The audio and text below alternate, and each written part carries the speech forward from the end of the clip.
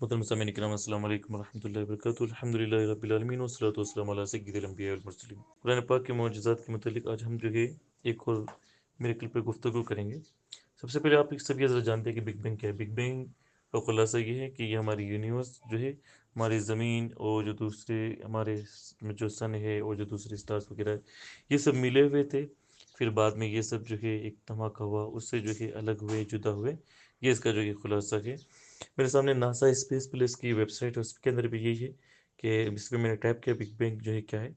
تو اس کا آنسر ہے it is the idea that the universe begin is just a single point then expanded and stretched. یہ big bang یہ idea ہے کہ کائنات جو ہے ایک سنگل پوائنٹ پہ پیدا ہوئی، اس کے بعد میں پھر اس کو جو ہے پھیلایا گیا اور پھر اس کو ایکسپینڈ کیا گیا، تبھی ہماری زمین، ہمارے چاند، سورج، ساری چیزیں جو ہے الگ الگ ہوئی۔ تو یہ ہم جو ہے آج جانتے ہیں، اور کیونکہ اس پر جو ہے ریسرچ تحقیق ہو چکی اور ہمارے جو سائنٹسٹ نے اس کو جو ہے ایکسپلین کیا، مگر قرآن پاک نے اس کو،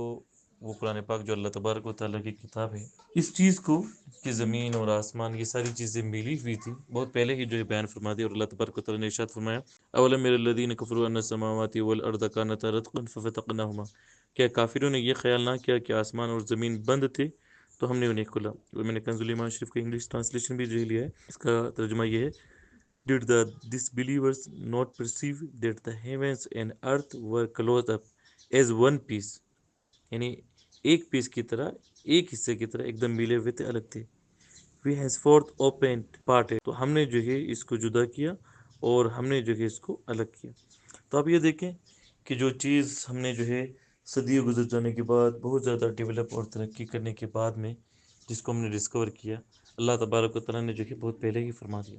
اور اس میں بھی آپ دیکھیں اللہ تبارک و تعالیٰ نے کافروں کو مخاطب کر کے فرمایا، کیونکہ قرآن پاک معجزہ ہے ہر زمانے کے لیے۔ تو اللہ تبارک و تعالیٰ نے یہ فرمایا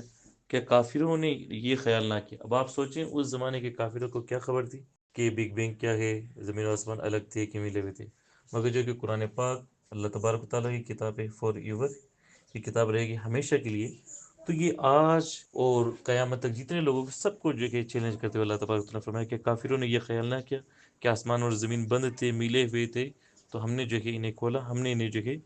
جدا کیا۔ تو یہ بھی قرآن پاک کا عظیم معجزہ ہے جو